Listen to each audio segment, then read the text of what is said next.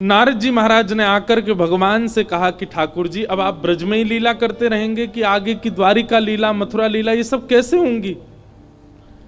ठाकुर जी बोले, सांची पूछो नारद, तो मैं भूल चुका हूं कि मैं परमात्मा हूं, मैं भूल चुका हूं कि त्रिलोकी स्वामी हूं। आप सब देवता मंत्रणा करके कुछ ऐसा व्यवस्था करो ना कि कोई और संभाल ले वैकुंठ को, कोई और कर ले आगे की लीला। मैं इन ब्रजवासियों के बगैर रह नहीं पाऊंगा, और मैं तो फिर भी चला जाऊंगा क्योंकि मैं परमात्मा हूं, मेरे अंदर मोह नहीं है। पर ये ब्रजवासी,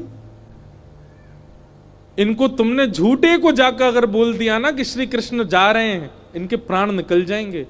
मुझे जाता हुआ देखना तो इनके लिए सबसे बड़ा दुर्भाग्य होगा। नारद जी ने बैठ करके भगवान से बहुत देर चर्चा की और ठाकुर जी से कहा, नाथ आपको आना पड़ेगा और कोई उपचार नहीं।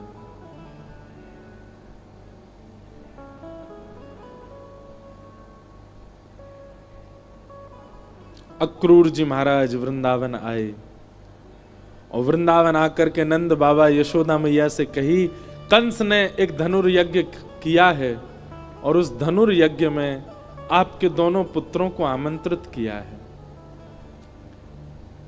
यशोदा मैया बोली, इतने राक्षस भेजे वाने हमारे लाला मारवे के काजे और अब निमंत्रण भेज रहे हो? बोले नहीं नहीं, आपको शायद कोई गलत सूचना मिली, वो राक्षस कंस ने नहीं भेजे हैं। कंस तो इन दोनों को सम्मानित करना चाहते हैं। हमने सुना कुछ दिन पहले बहुत जोर की बारिश हुई तो इन्होंने गिरिराज जी उठा लिए थे, सब आप सबकी रक्षा की। तब से महाराज कंस के नित्य मन में चलता है कि कृष्ण बलराम दोनों आवे और उनको मैं सम्मानित करूं। सम्मान देने वाला कभी राक्षस भेज सकता है? सबके मन में तो विश्वास हो ही नहीं रहा था कंस की बातों पर ठाकुर जी ने मन बनाया कि अगर मैं नहीं बोला तो ये सब तो भेजेंगे ही नहीं।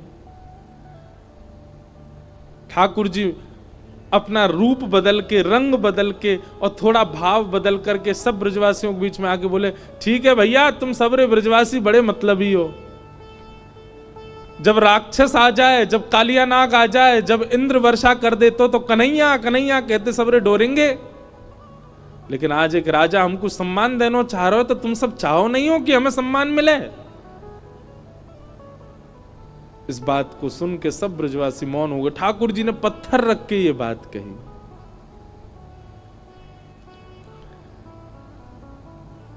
अक्रूर जी महाराज ले जाने के लिए आए हैं श्री ठाकुर जी को।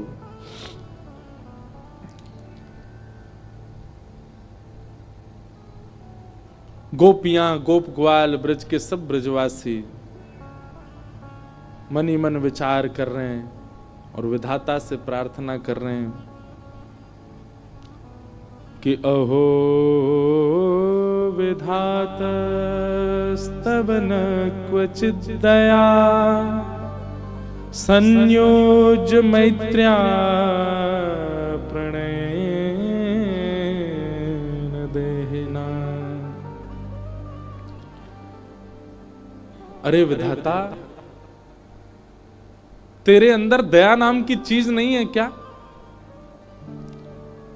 कहां श्री कृष्ण को हमारा प्रेमी बना दिया, कहां हम सबके चित्त में उनके प्रति इतना प्रगाढ़ प्रेम प्रकट करा दिया। और जब हम सबके चित्त में प्रेम आ गया, आज मिलने का समय आया, अब उनके संग रहने का समय आया, उनके संग अब लीला करने का समय आया, तो तू उनको हमसे दूर कर रहा है। सब ब्रजवासी मौन हो गए, बोल कुछ नहीं रहे, क्योंकि ठाकुर जी ने ऐसी बात कह दी है कि कुछ कहें तो कहीं ठाकुर जी यूं नहीं समझ लें कि ये सब हमारे शुभ चिंतक नहीं है।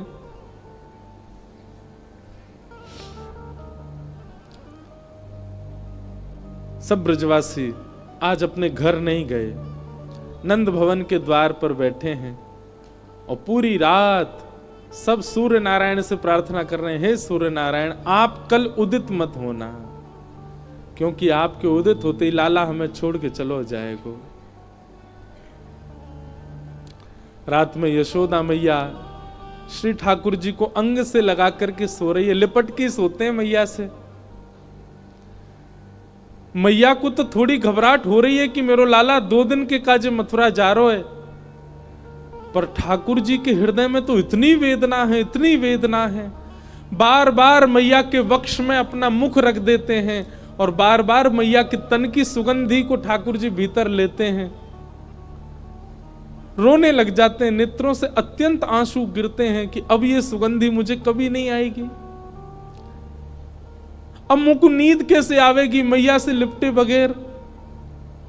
मैं कैसे बताऊं मैया को कि मैं छल कर रहा हूं इनके संग, अब मैं चलो जाऊंगा। मैया के एक एक अंग का स्पर्श ठाकुर जी अपनी स्मृति में ले रहे हैं। मैया के हाथ कैसे हैं, मैया को वक्ष कैसो, मैया को मुख कैसो, मैया को पेट कैसो, मैया के चरण कैसे, ताकि जब जब याद आवेगी मथुरा जावे के बाद तब तब अपने हाथन को स्पर्श करके स्मरण कर ले करूंगा।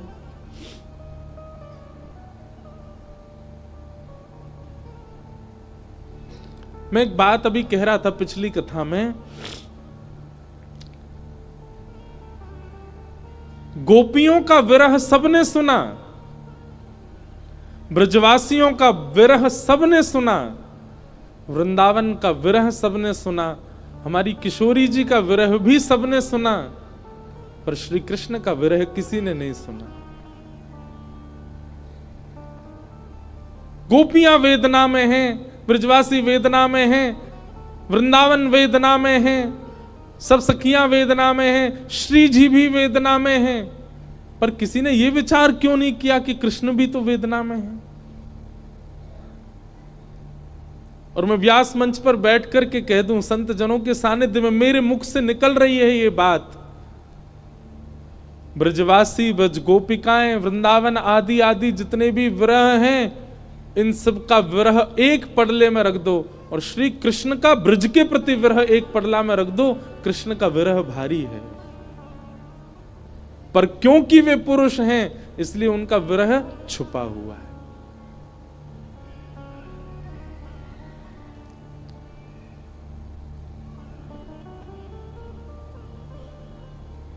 ठाकुर जी कैसे संभाल रहे हैं बंधुओं, देखो, पीड़ा चित्त में होना और वही पीड़ा मुख पे आ जाना ये एक सामान्य विरह है, पर पीड़ा चित्त में होना और मुख पे ना आने देना ये एक विशेष विरह है जो श्री कृष्ण का है। द्वारिका लीला में श्री ठाकुर जी नित्य एक ही करवट से सोते हैं। एक दिन रुक्मणी जी ने कहा कि नाथ आप करवट क्यों नहीं लेते, मैंने बहुत दिनों से देखा है आप एक ही करवट से सोते हो, आप रात में जिस तरफ मुख करके सोते हो सुबह भी वहीं पाते हो, कोई पीड़ा है? आप कभी सीधे नहीं होते, कभी उस तरफ मुख नहीं करते, क्यों? ठाकुर जी कहते हैं, रुक्मणी उस तरफ वृंदावन है, द्वारिका से 1500 किलोमीटर दूर है वृंदावन आज की डेट में, और जिस द्वारिका में ठाकुर जी रहते थे वो तो समुद्र में थी, और 2000 किलोमीटर मान लो। ठाकुर जी उस दिशा में चलते नहीं है, उस दिशा की ओर खड़े नहीं होते ज्यादा देर तक जिस दिशा में वृंदावन है। कितना विरह, कितनी याद आती है ठाकुर जी को वृंदावन की। द्वारिका में उन सब दिशाओं में पर्दे पड़े हैं जिन दिशा में वृंदावन है। ठाकुर जी नहीं जाते, सह लेते हैं। आज सुबह सुबह ठाकुर जी यशोदा मैया ते ही पहले उठ गए और उठ के स्वयं ही स्नान कर लिया। क्यों? क्योंकि अब मैया के ज्यादा स्नेह को मैं आस्वादन करूंगा तो मैं जा नहीं पाऊंगा। मैया उठी, आज आश्चर्यचकित है गई, बोले लाला तू नहा लियो? ठाकुर जी बोले हाँ मैया। तेने अपने आप श्रृंगार कियो? अपनो श्रृंगार नहीं किया है, ठाकुर जी ने केवल एक तिलक धारण किया है, एक माला पहनी है बस, और आज ज्यादा विशिष्ट श्रृंगार में नहीं है। बोले मैया मैं जल्दी जल्दी मथुरा जाऊंगा तो फिर जल्दी जल्दी आऊंगा ना, या हमारे मोह लगी, तू तो सो रही है तो सोंदा हूं, मैं जल्दी नहा लियो मैया।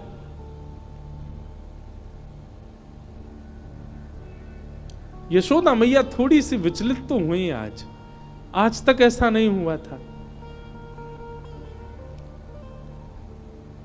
ठाकुर जी ने मन में विचार किया, अक्रूर जी से जाके कहा, अभी ब्रह्म मुहूर्त है, सुबह की बेला है, सब ब्रजवासी अभी सो रहे होंगे, मैया यशोदा नंद बाबा उठ जाएं, केवल इनको प्रणाम करके हम चलें मथुरा की ओर।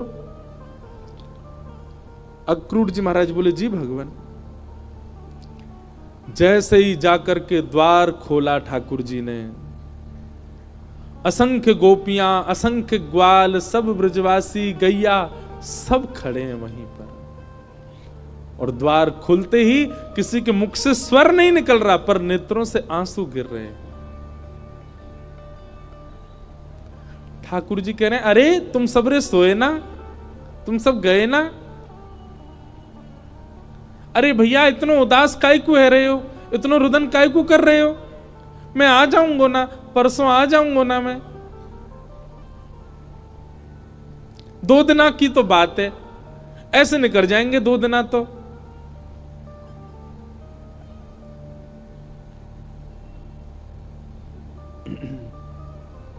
देखे बिन कान्हा जब मन नाही माना,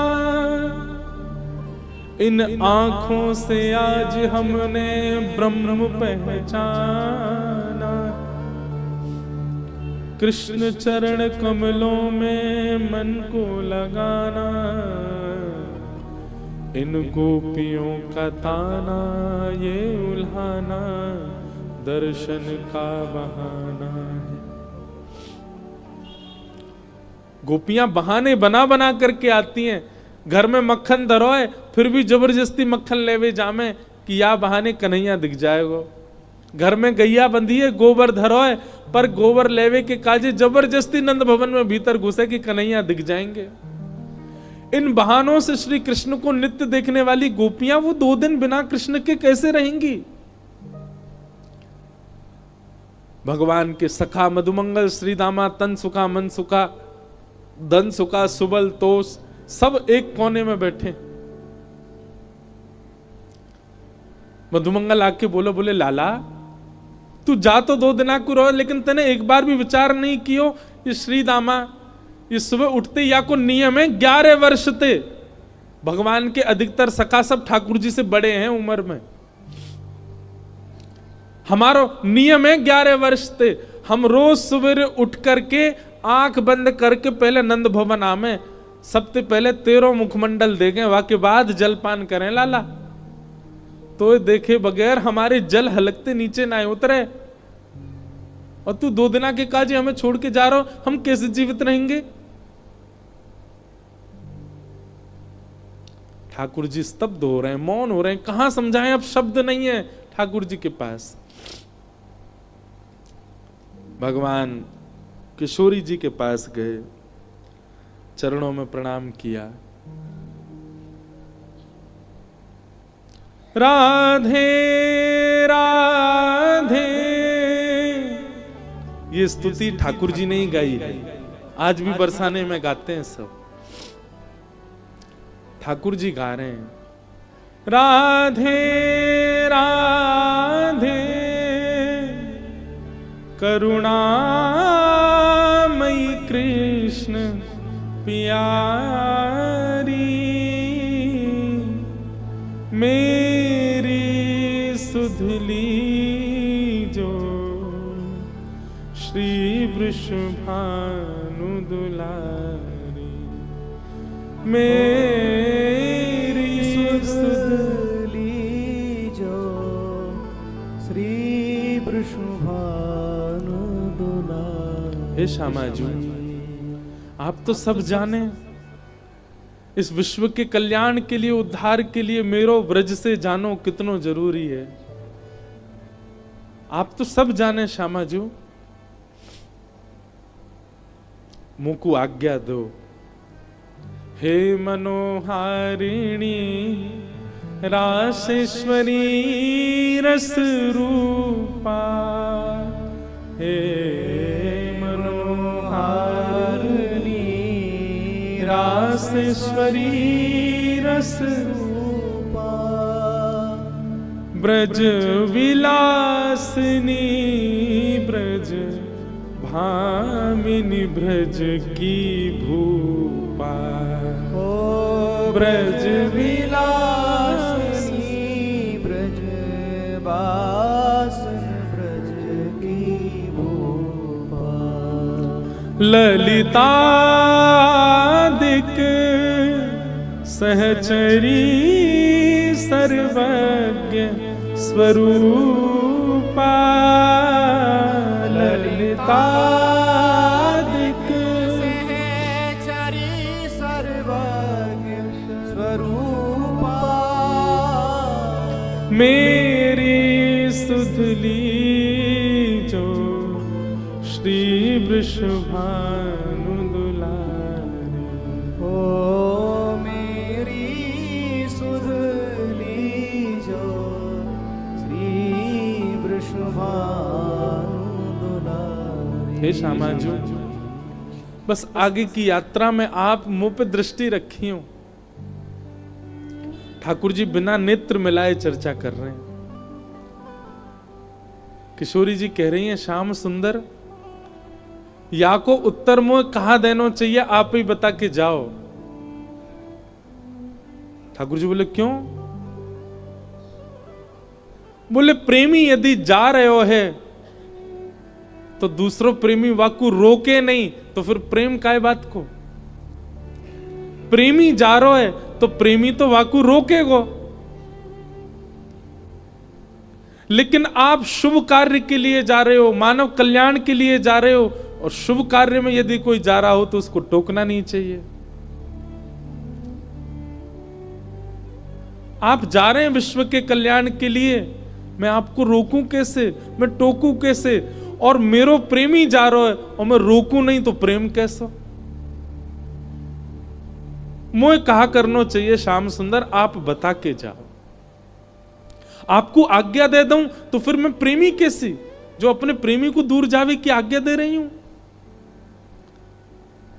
मैं टोक दूं, रोक दूं तो शुभ कार्य में टोक लग जाएगी। और मैं कछु ना कहूं तो प्रेमी जा रहा और मैं कछु ना कहूं तो फिर प्रेम कैसा? मैं कहां कहूं, मुझे कहां उत्तर देना चाहिए? हे श्याम सुंदर बता के जाओ। ठाकुर जी कुछ नहीं बोले, बस चरणों की ओर देखते रहे किशोरी जी की, और रथ में विराजमान हो गए। निर्वाक हैं, निरुत्तर हैं, निरशब्द हैं। रथ जैसे ही आगे बढ़न लगो, सब ब्रजवासियों के नेत्र सजल हो गए। नेक दूर गयो। यहां अक्रूर जी ने इतनी देर में यशोदा मैया को सब सच बता दिया था। मैया, जे तुम्हारो लाला ना है, जे देवकी को लाला है। कंस से रक्षा के लिए 11 वर्ष पूर्व वसुदेव जी इस बालक को लेकर के आपके पास आ गए थे, और आपकी बालिका ले जाकर के कंस को दी थी, जो कि अष्टभुजी देवी बन गई थी। अब जे लाला अपनी जन्मदात्री मैया के पास जा रहा हो, मैया है सके कि अब लौट के नहीं आवे। आप कृपा करो। अक्रूर जी को नहीं बताना चाहिए था यशोदा मैया को, पर उन्होंने बता दिया। मैया को तो रक्त ठंडो पड़ गयो, पैर के नीचे से जमीन खिसक गई।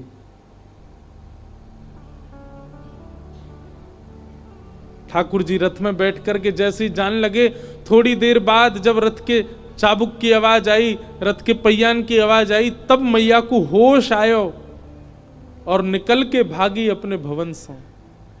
कान्हा रुक जा, अरे लाला रुक जा, कन्हैया नेक डट जा। मैया की आवाज सुनकर के श्री ठाकुर जी चलते रथ से कूद पड़े, दौड़ करके आए, मैया के अंग से लिपट गए। मैया तू काय को रो रही है? मैं आ रहा हूं ना, परसों आ जाऊंगा। मैया तू रोवे मत, ऐसे करेगी तो मैं किस जाऊंगा? लाला, मैया सर्वांगीण अंग का स्पर्श करती जा रही है ठाकुर जी के, और कह रही है लाला मोए ज्यों पता ही तू गोपीन ते झूठ बोले, तू गालन ते झूठ बोले, सबन ते झूठ बोल ले, लेकिन आज तू मोते झूठ बोल रहा है। मुझको सब पता चल गई लाला, तू मेरो लाला ना है, तू तो देवकी को लाला है। कंस से रक्षा के काजे अक्रूर जी महाराज तो मेरे पास छोड़ गए, वसुदेव जी महाराज तो मेरे पास छोड़ गए। 11 वर्ष 56 दिना तक मैंने तेरो पालन पोषण कियो, मक्खन खावे के काजे तो को छड़ी दिखाई, उखल में बांध दियो, कभी तेरे पीछे छड़ी लेकर के भागी, कभी तेरो कान मरोड़ दियो, कभी तेरो हाथ जोड़ते पकड़ लियो लाला, ऐसो कोमल सो मेरो लाला। आज मुझको ग्लानी है रही है, मैंने क्यों कियो ये सब?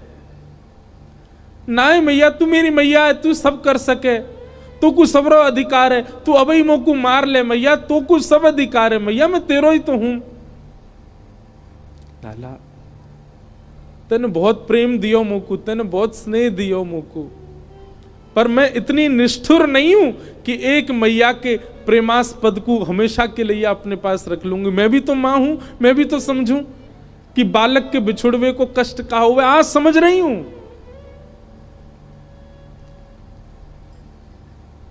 मैंने तो फिर भी तेरो संपूर्ण बालपन देखो, पर जाने तो जन्म दियो वा देवकी मैया ने तो पूरा जीवन कारागृह में निकाल दियो। और आज भी अगर मैं तो को रोक लूंगी लाला, तो मैं देवकी के संग बहुत बड़ा अत्याचार करूंगी। वैसे तो में मेरे प्राण बसे, है सके कि तू यहां तक गयो और शायद है सके कि मैं जीवित हूं ना बचूं लाला, लेकिन अब समय देवकी को प्रसन्न करवे को है। तू जा, मुझको एक वचन देके जा लाला, तू देवकी को नहीं बताइयो मैंने तेरो हाथ पकड़ो, कान मरोड़े, तो को उखलते बांधो, और दूसरो वचन देके जा लाला। कहा तो कुछ जब भी खबर पड़े कि यशोदा मरणासन अवस्था में है, वह समय आ जाइयो मेरे पास, तो को निहार लूंगी, तो को देख लूंगी लाला, तो चैन ते प्राण चले जाएंगे मेरे।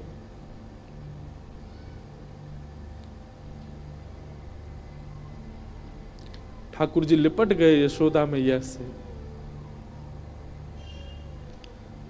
सब खड़े रो रहे हैं, अक्रूर जी तक रुदन कर रहे हैं जो ठाकुर जी को लेने आए। ठाकुर जी बोले मैया तू ब्रजवासी ने मत बताइयो ये बात, ये सब प्राण त्याग देंगे अपने, इन्हें तू यहीं रहने दियो कि मैं परसों आ जाऊंगा। और मैया तू अपना ध्यान रखियो, मैं आ जाऊंगा जल्दी। चरणों में प्रणाम करके जैसे श्री कृष्ण मुड़े हैं रथ की ओर, यशोदा जी मूर्छित हो गए। ठाकुर जी ने गोद में भर लिया, सब ब्रजवासियों से कहा मैया को संभालो। सब ब्रजवासी संभालने लगे। बार बार ठाकुर जी मन में विचार करें मैं नहीं जाऊं, पर ब्रह्मांड दिखाई देवे, त्रिलोकी दिखाई देवे, द्वारिका दिखाई देवे, जीव उद्धार दिखाई देवे, हम मानवन को कल्याण दिखाई देवे, गीता को उपदेश दिखाई देवे, महाभारत को युद्ध दिखाई देवे, अर्जुन पे कृपा दिखाई देवे। इन सब के आगे ब्रज का प्रेम तोलने का विषय नहीं है, पर अगर ये प्रेम को त्याग नहीं कियो तो वो सब नहीं है पाएगा। कलयुग में सब लोग प्रेम जानने वाले समझने वाले नहीं हैं, सब स्वार्थ से मेरी भक्ति करेंगे। ऐसे स्वार्थियों के लिए भी मुझे कुछ ज्ञान तो देना पड़ेगा।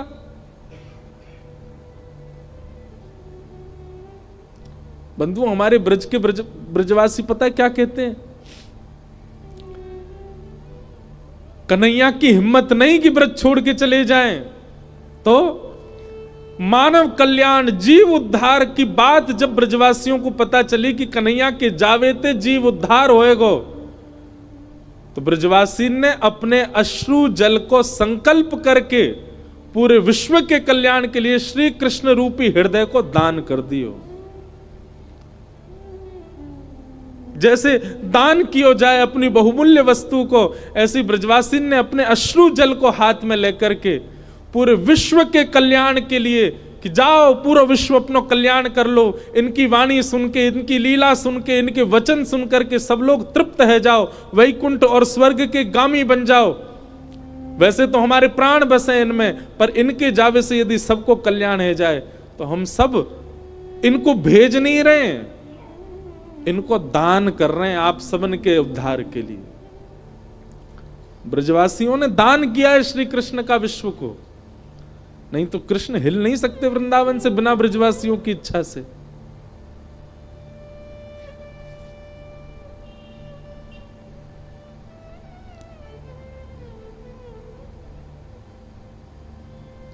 सब देख रहे हैं रथ की ओर। मधुमंगल श्रीदामा चर्चा कर रहे हैं, बोले सुन देखियो लाला अभी आवेगो वापस, वो हमारे बिना रह ही ना पावेगो। इतनो स्नेह इतनो प्रेम जो वाकू दे दियो, जा ही ना पावेगो।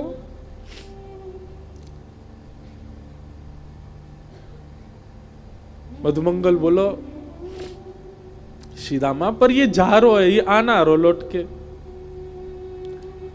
आज हमें लाला पे संशय ना है रो, हमें अपने प्रेम पे संशय है रो कि क्यों ना आ रो जी लौट के।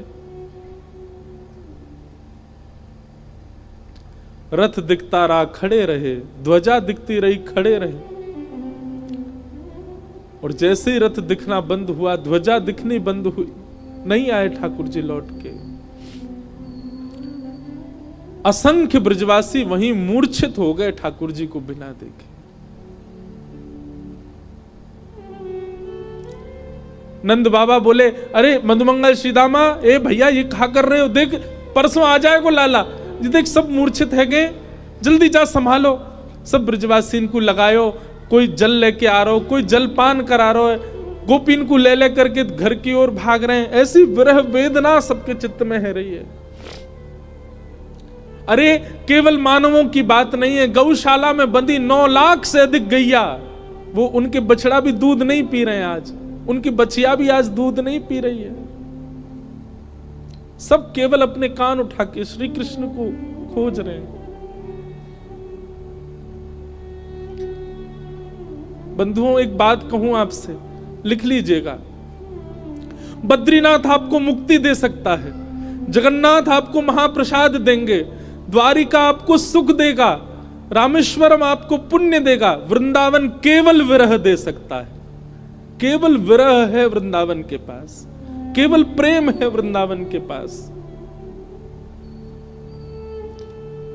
पुण्य की कामना से वृंदावन मत जाओ, वैकुंठ की प्राप्ति की कामना से वृंदावन मत जाओ।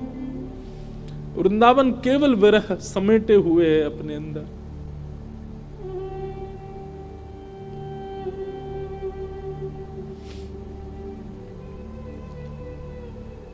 हमारे ब्रज में कहते हैं, वृंदावनम परित्यज्य पाद मेकम न गच्छति। श्री ठाकुर जी वृंदावन छोड़ के एक पग भी बाहर नहीं रखते।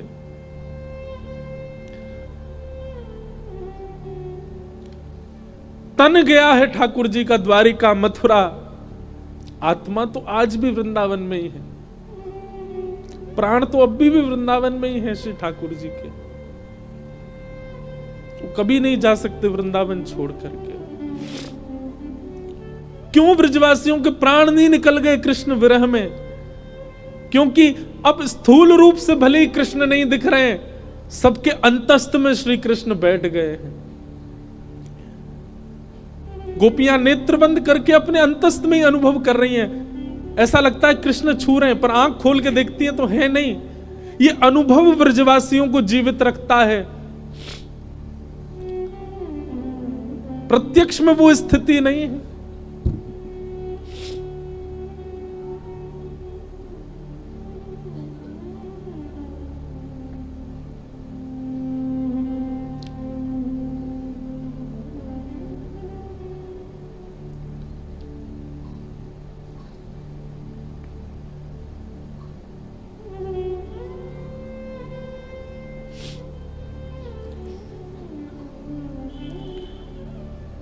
ठाकुर जी मथुरा पहुंचे।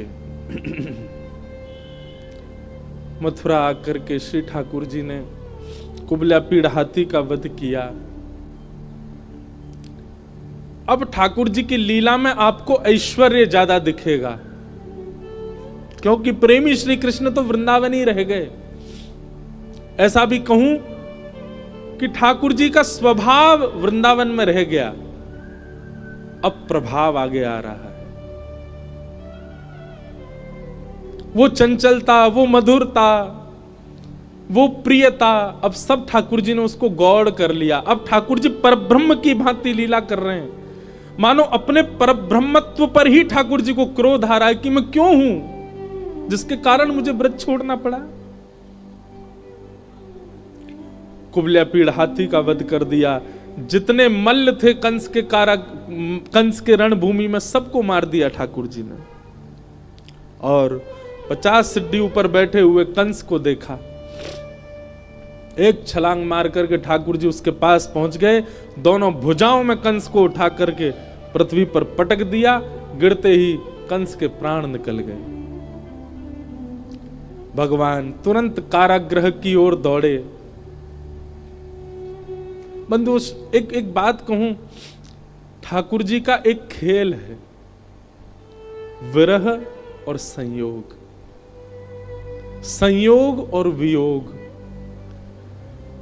जिस किसी को भी संयोग का अनुभव हो रहा है, तैयार रहना, वियोग आएगा जीवन में, क्योंकि ये खेल है श्री कृष्ण का। वो ऐसे ही करते हैं, जिसको संयोग देते हैं उसको वियोग देते ही हैं। और जो कोई भी रुदन कर रहा है, जिसके भी चित्त में वियोग, जिसके भी जीवन में वियोग है, परेशान मत होना, एक दिन संयोग होगा। 11 वर्ष 56 दिन पहले छोटी से एक दिना के ठाकुर जी मैया को छोड़ के चले गए, उनको वियोग दे दिया। कहां तो इतना बड़ा संयोग दिया कि उनके गर्भ से प्रकट हुए, और गर्भ से प्रकट होते इतना बड़ा वियोग दे दिया कि मैया रोती विलखती छोड़ गए। 11 वर्ष 56 दिन तक मैं किसका पक्ष लूं, यशोदा जी का या देवकी का? देवकी मैया रोज कारागृह में खिड़की पे खड़ी हो जाती है, ऊपर साधन नहीं है तो जबरदस्ती घड़े पे घड़ा रख के या कोई ऐसी व्यवस्था करके खिड़की के ऊपर खड़ी हो जाती है, और वहां से वृंदावन से आने वाले लोगों को बुलाती है। बोले सुनो, कहां ते आ रहे हो? बोले हम तो वृंदावन ते आ रहे हैं। अच्छा, तुमने वृंदावन में कुछ देखो? अरे बड़ी सुंदर लता गुल्म, यमुना जी, ऐसी रेणु, ऐसी गैया, ऐसे गोप ग्वाल। देवकी मैया बोले सबसे सुंदर कहा है वृंदावन में? मैया सबसे सुंदर तो यशोदा को लाला है। अरे मैया कैसो चले, कैसी बात बनावे, कैसे नैन मटकावे, वाक्य अंदर तो ऐसी सुगंधी आवे। अरे हम तो सांची पूछो, हम तो भैया देखवे जामे। द्वार वहीं खिड़की पे खड़ी खड़ी देवकी रुदन करती है, मैं कब देखूंगी अपने लाला को? काश इन्होंने यशोदा की लाला की जगह एक बार कह दिया हो तो देवकी को लाला। उनका विरह कम नहीं है। 11 वर्ष 56 दिन कहां ब्रजमंडल में इतना आनंद, इतना सुख, इतने उत्साह। कई लोग मुझे बोलते हैं ठाकुर जी क्यों, कितना बुरा किया ठाकुर जी ने ब्रजवासियों के साथ। ठाकुर जी को देवकी का विरह दिखाई दे रहा है। जहां लाखों नर नारी आनंद कर रहे थे, वहीं एक कारागृह में बैठकर के सिसक सिसक के रो रही है देवकी। पता चला जब देवकी को कि मेरे लाला ने गिरिराज जी उठाए हैं, 7 दिन तक अन्न जल नहीं पाया, केवल जल पी करके व्रत कर रही है कि मेरे लाला स्वस्थ रहे, मेरे लाला को कोई पीड़ा नहीं हो। जैसी पता चलती कोई राक्षस वृंदावन चलो गयो है, देवी की मैया उसी समय तप में बैठ जाती। हे विधाता, आप जैसे कहेंगे वैसो जीवन जीऊंगी, पूरी युवावस्था मैंने जेल में निकाल दी, बस मेरे लाला को स्वस्थ रखी हूं, प्रसन्न रखी। आज 11 वर्ष 56 दिन बाद उस कारागृह में चंदन की सुगंधी आ रही है। उस कारागृह की ओर एक प्रकाश आ रहा है। जैसे देवकी मैया ने कारागृह के द्वार से झांक करके देखा, श्याम वर्ण है, मधुर कटाक्ष नेत्र हैं, अद्भुत अधरामृत है, घुंघराले केश हैं, सुंदर पटका डाले हैं श्री ठाकुर जी, त्रिभंग लली श्याम सुंदर टेढ़ी सी चाल चलते भय आ रहे हैं मैया की ओर। जैसे ही मैया ने देखा, देखते ही मैया तो न्योछावर हो गई लाला पे। मेरो कन्हैया आ गयो, मेरो लाला आ गयो। जेल के भीतर ही नृत्य करने लगी। ठाकुर जी दौड़े मैया के पास, ताला खोल के भीतर प्रवेश किया। मैया ने अपने अंक में भर लिया। 2 बार मूर्छित हो गई देवकी, ठाकुर जी को अंक में भर के। ठाकुर जी ने बहुत स्नेह किया। मैया ने लाला को हाथ पकड़ लिया और पकड़ करके बोली, लाला अब तू नहीं जाएगो मुझे छोड़ के, कहीं नहीं जाएगो, कभी नहीं जाएगो, वचन दे मुझको, नहीं तो प्राण त्याग दूंगी।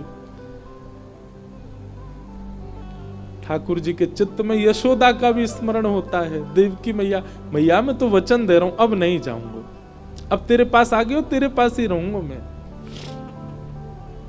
श्री कृष्ण का विरह कौन सुनाता है? श्री कृष्ण का विरह कौन गाता है? उनकी वेदना कौन समझ पाता है?